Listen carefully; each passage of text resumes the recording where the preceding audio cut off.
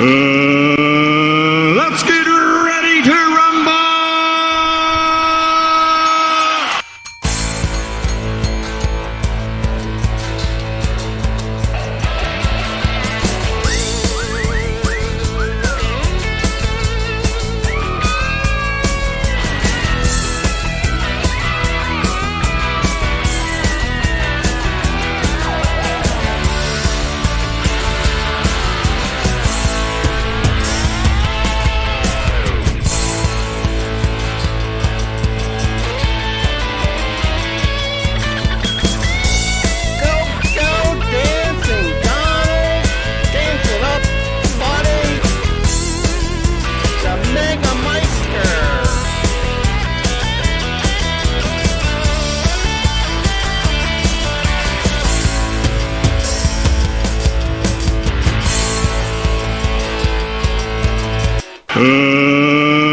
Let's get ready to rumble!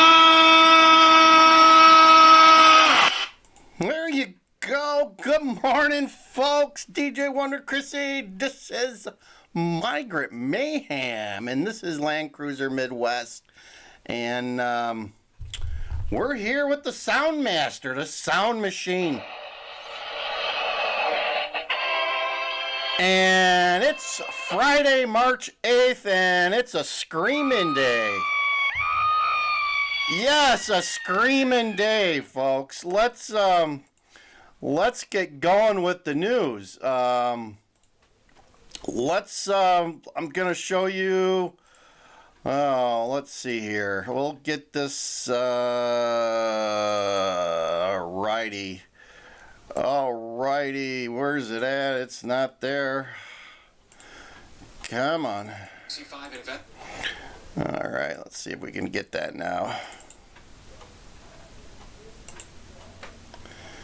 Nope. There you go. Alright, let's look at it. NBC Chicago report. They're preparing the city for the 60-day limit, which is coming up March 16th, which is next Saturday? I think so. They're going to start pushing out the migrants, and they got some numbers. They're not very good numbers for when it comes to the migrant. Not a lot of them got permits or even are eligible for permits. Brandon's kind of saying, we don't know. We don't know if we're going to push them out or not. We're compassionate. Yeah. So we don't know what he's going to do. The buses, we haven't been getting many buses that I'm aware of, new buses here in Chicago. So they currently have 23 shelters that they're operating, and I don't know how many of these people have they've shipped out of town. They're paying for bus and train tickets out of town if you really want them. And they also show it's kind of sad, but they're seeing like a threefold increase downtown where people are selling candies and chips and stuff on the sidewalks with their with their kids to try to scrape together some money for whatever it is they need. So let's look at this report from NBC Chicago. Investigates Chicago's migrant crisis. By the end of next week, thousands of asylum seekers will be forced to leave the city's shelters under the new 60-day limit policy. Investigative reporter Bennett Haberly is here with the challenges ahead for these migrants, but also, Bennett, for city leaders. Oh, that's right, Stephan. It will mean increased pressure on the city, faith organizations, and migrants themselves to find a place to stay. We asked Mayor Brandon Johnson about that deadline this week. His answers came only after we pressed him several times. Totally transparent, isn't he? Mayor Brandon Johnson on stage this week. Every single young person, I want you to apply today. To promote a summer jobs program, initially sidestepped questions about if the city would want...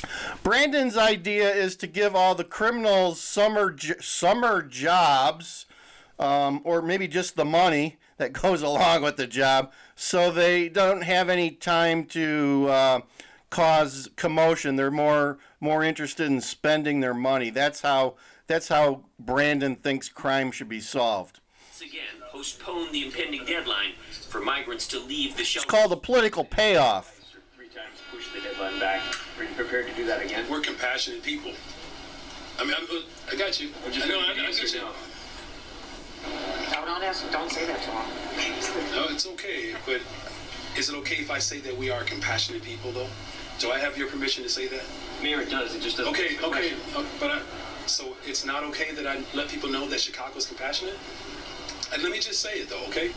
Thank you. Say what you want, dude. Say what you want. Just spit it out. We are compassionate people. And so we're doing everything in our power to demonstrate compassion. Now, as far as whether or not we will extend deadlines, we haven't gotten to that point. All right? The mayor's spokesman later confirmed that the first wave of migrants will be asked to leave Here's where we start getting into some of the ugly numbers. starting on March 16th. Those reaching their 60-day limit will have the opportunity to re-enter the shelter system. But Johnson told reporters the city's main goal is to resettle as many people as possible. Are you guys seeing the demand for this ramp up as we approach this deadline? Yeah, absolutely. Charlotte Long works with the Sanctuary Working Group. This is the lady that's in charge of trying to find homes for these people, and it's not going real well. A grassroots organization helping a small number of migrant families find housing, and with the help of grant funding, is paying their rent. The resources are finite. Charlotte says, Did you catch that? Grant funding. Grant funding. That's how government pays for things without having to have it voted on. They just give a grant out. So let's listen to that again. So Chicago just gives these people money, and they kind of put it under the rug, and it was a grant that was given. Absolutely. as we approach this deadline? Yeah, absolutely. Charlotte Long works with the Sanctuary Working Group, a grassroots organization helping a small number of migrant families find housing, and with the help of grant funding, is paying their rent. The resources are finite. Charlotte says finding landlords willing to take on migrants who are eager to work but have no steady income is challenging. Yeah, would you, if you were a landlord, would you take on a bunch of illegals who don't really have a steady job, steady income, or an emergency fund to pay for their apartment? I don't think so. I don't think I'd want to deal with that. Rather let my property sit there empty.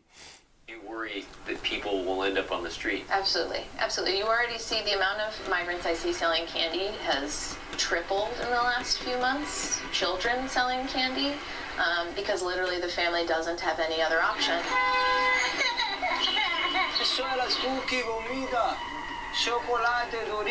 This family we met outside Union Station told NBC5 investigates they were flown here from Texas months ago. They